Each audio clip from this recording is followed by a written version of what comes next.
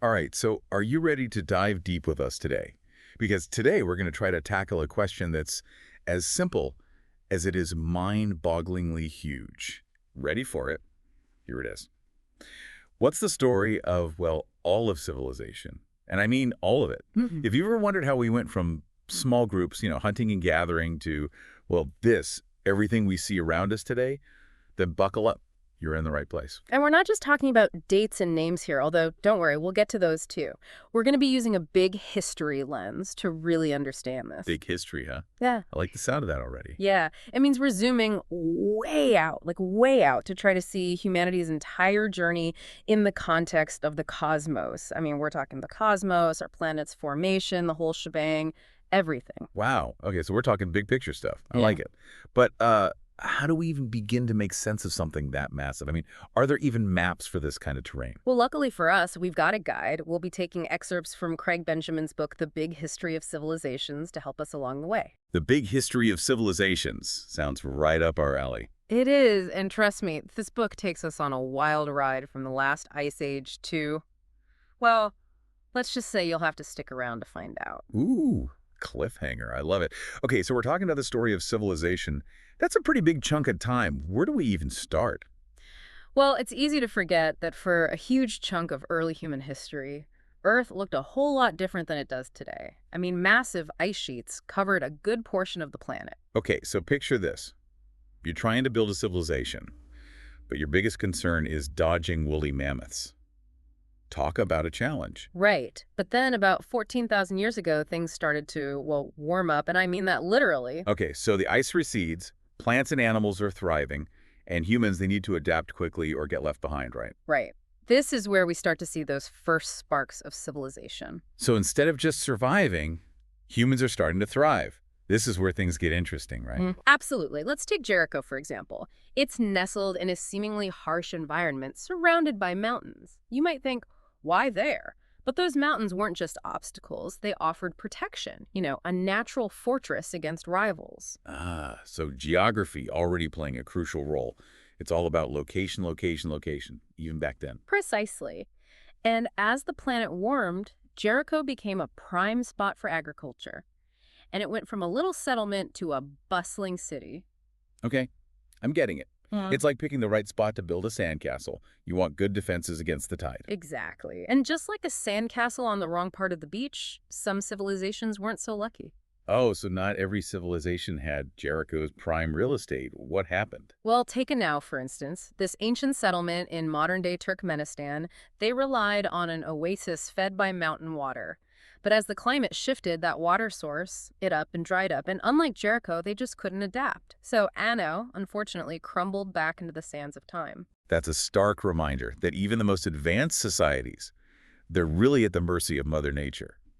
Okay, so the planet is warming, agriculture is taking off, populations are booming. What happens when all those humans start bumping up against each other? Give me the drama. Well, you get villages growing into towns, towns merging into city-states, and then bam! The competition for resources and power leads to the rise of empires. And nowhere do we see this play out more dramatically than in Mesopotamia. Ah, Mesopotamia, often called the cradle of civilization, land of epic stories, legendary rulers, and those incredibly advanced. Yeah. Uh, Help me out here. What do we call those people again? Well, Mesopotamians is what we often say now, but back then you had your Sumerians, your Akkadians, Babylonians, Assyrians. Right, of course. Too many Idians to keep track of. So what kind of incredible innovations did they bring to the table? They weren't just building pyramids all day, were they? No, not pyramids, but they did give us some incredible innovations. I mean, this is where we see writing emerge. We're talking law codes, centralized governance, all those hallmarks of complex societies. Think Hammurabi's Code, for example. Hammurabi's Code. Yeah. It was all about an eye for an eye, right? Seems a little intense for a law code. Well, it was a bit more nuanced than that. I mean, it wasn't just about punishing criminals. It was about creating a system of justice. A set of rules that applied to everyone, at least in theory. So like those instructions you get with a new gadget, do this, don't do that, and for goodness sake, don't spill your drink on it? Right. Only in this case, the gadget is an entire civilization. I like it. Speaking of ancient civilizations, we can't forget about Egypt. Now, talk about a civilization that knew how to pick a good spot. Hello, Nile River. The Nile was their lifeline. I mean, just like the Tigris and Euphrates in Mesopotamia, the Nile provided water for agriculture, transportation, even spiritual significance. And the Egyptians, they knew how to make the most of it. They developed those ingenious irrigation systems, built those awe-inspiring pyramids. How do they do that? And their culture. Incredible, it endured for millennia. It's almost like those pyramids were their version of a giant billboard, proclaiming, hey, everyone, look how organized and powerful we are. And you know what? It worked. Because even today, when you think of ancient Egypt, you think of those iconic structures. But their power, it wasn't just about grand monuments, right? They had a unique way of running things, didn't they? Absolutely. Unlike Mesopotamia, with all those empires constantly rising and falling, Egypt maintained this remarkable political unity, largely thanks to their pharaohs. The pharaohs, weren't those the rulers who were considered like living gods? Talk about a power move. Sorry, I can't pay my taxes this year. Got to consult with the divine accountant. You know how it is. Well, it wasn't all divine decrees and pyramid schemes, I guess you could say. Egyptian society was complex. They had bustling trade, skilled artisans, and let's not forget about their hieroglyphs. Those intricate symbols, they weren't just pretty pictures. They were a sophisticated form of writing that still fascinates us today. It's like their version of emoji, only way more sophisticated. Yeah, something like that. And, another thing that sets the Egyptians apart, unlike many societies of that time, women had a surprising degree of autonomy. Really? That's fascinating. Tell me more about that. Well, for one, they could own property and even run businesses. Imagine the empires they built. It really challenges our assumptions about gender roles in the ancient world, doesn't it? It really does. Okay, so we've got these massive civilizations, Mesopotamia and Egypt, really making a name for themselves. But let's zoom out a bit, because while these guys were flourishing, there were some smaller players who were making a big splash in their own right, weren't there? Exactly. Take the Phoenicians, for example. They were like the master networkers of the ancient Mediterranean. The original social media influencers, huh? I bet they had some pretty epic boat selfies. Something like that. But seriously, they were sailing far and wide, establishing trading posts, and spreading their influence throughout the region. They really were. The Phoenicians, they were all about location, location, location. They realized that if you controlled the seas, you controlled the flow of goods, you controlled information. They were ahead of their time. And they weren't just savvy traders, were they? I mean, what about that little thing called the alphabet? Didn't they have a hand in that? Absolutely. We can thank the Phoenicians for our alphabet. They developed it to simplify record-keeping for their trading empire. But it wasn't long until it caught on and, well, the rest is history, literally. Amazing. Okay, so we've got these master traders and innovators, the Phoenicians. But weren't there also some other groups, maybe not as big, but still making a huge impact on the world? Definitely. We can't forget about the Hebrews. They might have been a smaller group, but their impact on the world through their beliefs, huge. And we're still feeling those impacts today. Okay, remind me, we're talking ancient world here. Yeah. What were the popular beliefs back then? Well, back then, polytheism, the worship of many gods, that was all the rage. So like the more gods, the merrier, right? Yeah, pretty much. But then the Hebrews came along and said, nope, just one God for us, and he's got high standards. Talk about a radical idea for the time. Wow. One God. That was a game changer. How did that go over? Were people lining up to sign up for this new way of thinking? Well, let's just say it took a while to catch on. But their adoption of monotheism, the belief in one God, Yahweh, would have a ripple effect throughout history, influencing Judaism, Christianity, and Islam. Wow. Okay, so from the mountains of Jericho to the banks of the Nile, from those bustling trade routes of the Phoenicians to the revolutionary ideas of the Hebrews, we see the seeds of civilization taking root and branching out in incredible ways. But, like any good story, I'm sure there were twists and turns ahead. Right. Oh, absolutely. And speaking of twists and turns, prepare yourself, because we're about to witness the rise of a civilization that took those twists and turns and turned them into an art form. Greece. Greece. Land of philosophers debating big ideas, epic poems, those perfectly sculpted statues.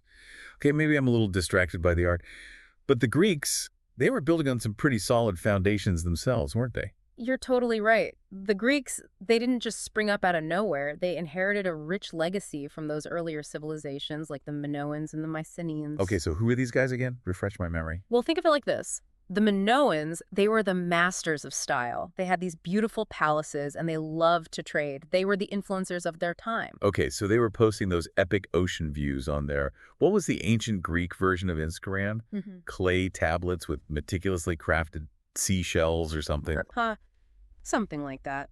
But the Mycenaeans, on the other hand, they were more into action and adventure.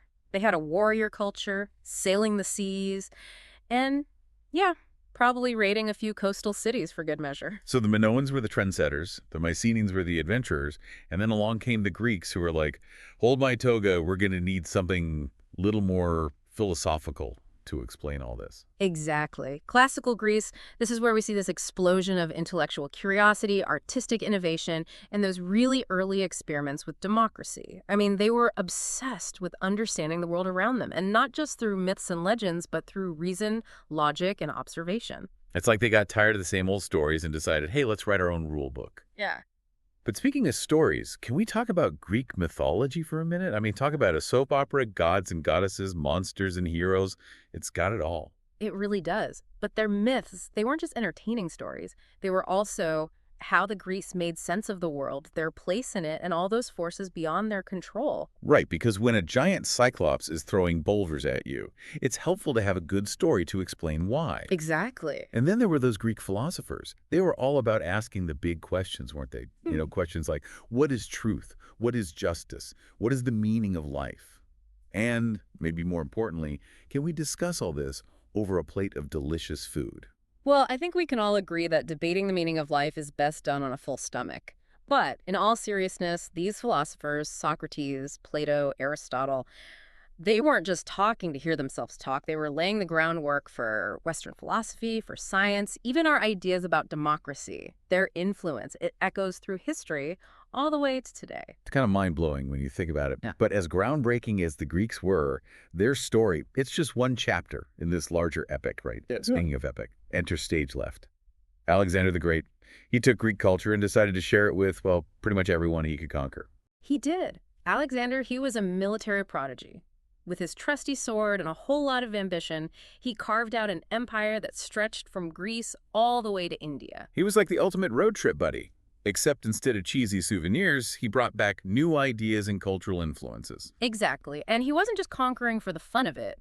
Alexander, he understood the power of, well, soft power, spread the culture, win the hearts and minds, build a lasting legacy. Clever guy. So how did he go about spreading this Greek culture far and wide? Well, he founded cities like Alexandria in Egypt, which became this thriving center of learning and cultural exchange.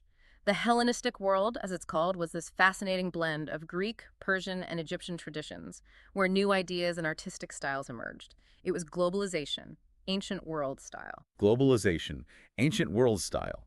I like it. And speaking of empires on the move, let's not forget about Rome. They started as this small city-state, minding their own business, but through a combination of, well, military might, strategic alliances, and maybe just a little bit of don't tell us to Roman around, they became an empire that spanned from Britain to North Africa. The story of Rome's rise from this scrappy republic to this vast empire, it's definitely one for the history books. Their clashes with Carthage during the Punic Wars were legendary, showcasing Rome's, well, let's just say their sheer determination to become the dominant power in the Mediterranean. Yeah, they definitely had a Carthago delenda est, Carthage must be destroyed mentality. And they weren't kidding around either. But conquering an empire is one thing, but governing it, that's a whole other toga party. Oh, absolutely. The Roman Empire was like this giant puzzle trying to fit together all these different cultures, languages, and traditions. But they were masters of infrastructure, building roads, aqueducts, and those impressive buildings that are still standing today. And let's not forget about their legal system. It's like the Romans looked at all the chaos and said, okay, people, we need some rules around here. And their laws and legal principles, still influencing legal systems around the world today. Right. But as we've seen time and time again, even the most powerful empires face internal struggles. Remember Julius Caesar? He tried to reform the republic from within, but it turns out not everyone appreciated his, shall we say, management style. Yeah, et tu, brute. Not the best performance review. And his assassination, it really marked the end of the Roman Republic, didn't it? It did. It paved the way for the Roman Empire. A pivotal moment in history, for sure. But before we get to the fall of Rome, let's journey across the world.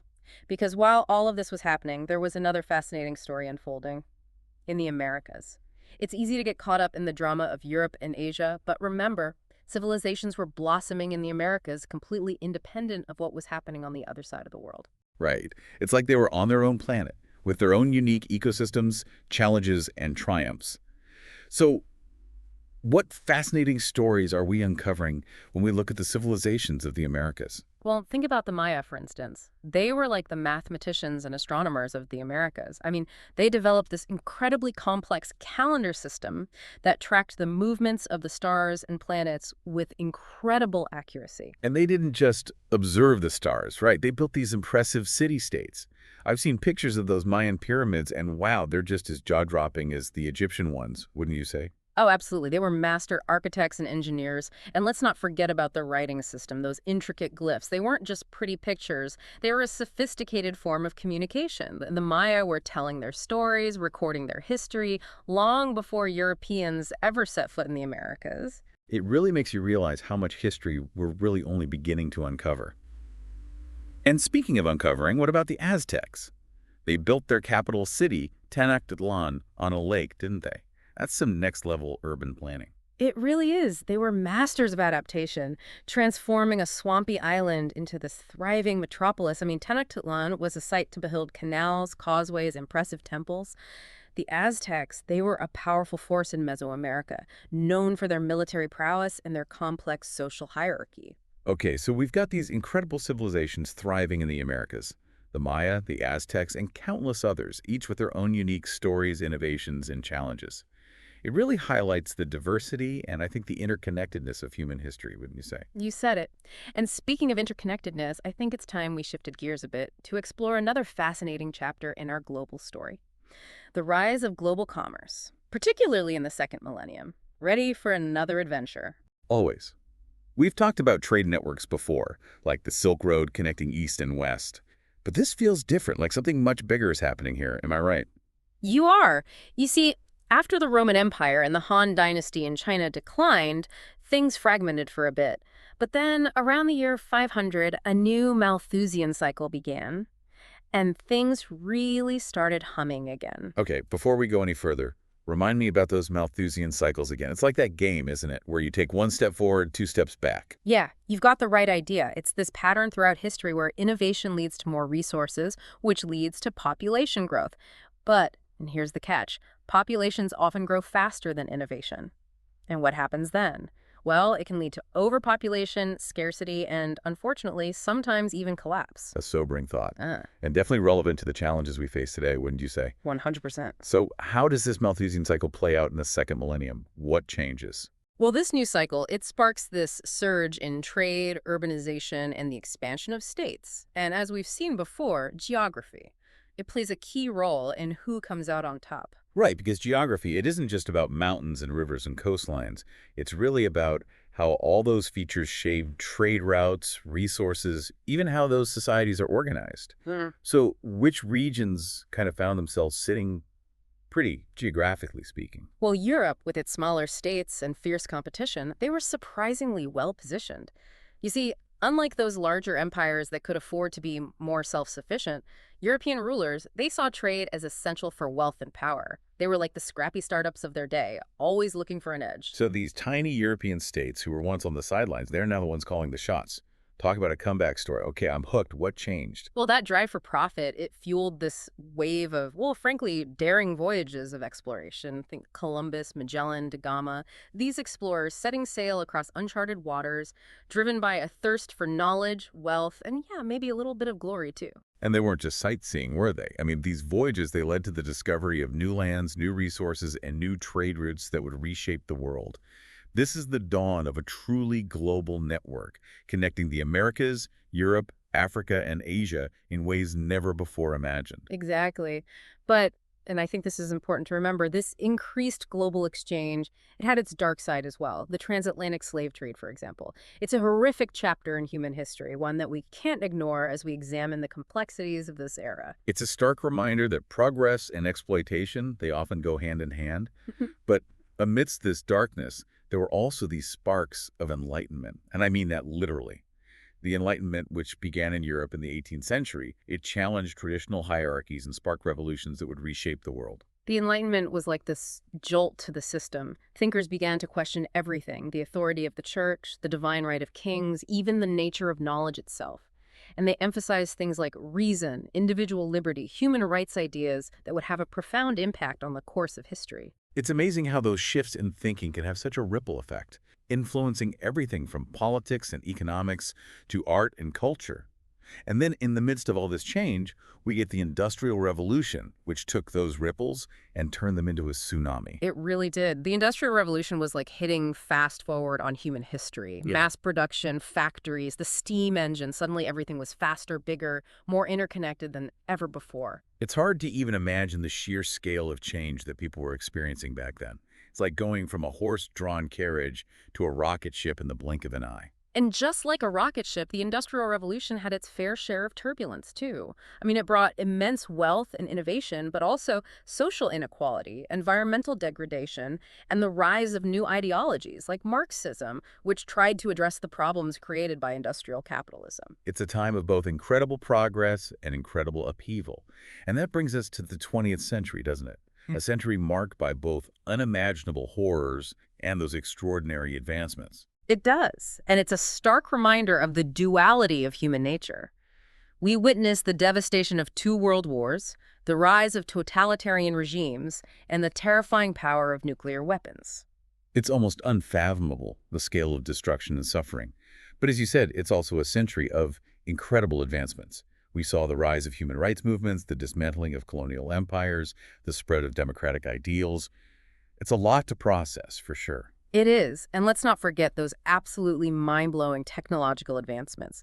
From the first airplanes to the internet, the 20th century transformed how we communicate, travel, and even understand the universe. It's a whirlwind of a century, full of contradictions and complexities, and it leads us to where we are today, standing at the cusp of the 21st century, facing a set of challenges unlike any humanity has ever encountered. Climate change, resource scarcity, the ever-present threat of global pandemics. It can feel overwhelming at times, can't it? It can. But as we've learned from exploring big history, humans are remarkably resilient and adaptable species. I mean, we've faced existential threats throughout our history, and time again, we found ways to innovate, adapt, and overcome. It's a good reminder that we're not just passive passengers on this journey we call civilization, isn't it? We're the architects, the storytellers. Yeah. And ultimately, it's up to us to write the next chapter. Exactly. And that's what makes this whole deep dive so relevant. By understanding the patterns of the past, the rise and fall of civilizations, the interplay of geography, innovation, and those human choices, we can gain valuable insights into the present and maybe even catch a glimpse of what the future holds. So as we wrap up this epic journey through the grand narrative of civilization, what are some key takeaways you think our listeners should carry with them? Give us those aha moments that will stick with them long after this episode ends. Well, first, I think it's important to remember that human history isn't just this series of isolated events. It's this grand, interconnected tapestry woven across time and space. From those first settlements to today's globalized world, we're all a part of this ongoing narrative. We're all connected. It's a humbling thought, isn't it, to realize that we're part of something much bigger than ourselves. What else? Second, I think we have to remember to never underestimate the power of the environment. Geography, it's played a crucial role in shaping civilizations, where they arise, how they thrive, and even how they fall. Especially relevant today as we grapple with, the very real consequences of climate change. We're not just masters of our domain. We're part of this delicate ecosystem that we need to protect. Right. And finally, and perhaps most importantly, human choices matter. Throughout history, we've seen how those decisions made by individuals, leaders, and societies have shaped the course of events. We have the power to choose cooperation over conflict, sustainability over exploitation, hope over despair. The future isn't preordained, it's something we, collectively, have the power to shape. It's an empowering message, don't you think? The future isn't something to be predicted, it's something to be created. So to our listener, as you go about your day, we leave you with this. What choices will you make today that will contribute to a brighter future for yourself, for your community, for the planet? It's a question worth pondering, and we hope this deep dive has equipped you with the knowledge and the inspiration to find your own answers. Thanks for joining us on this epic adventure.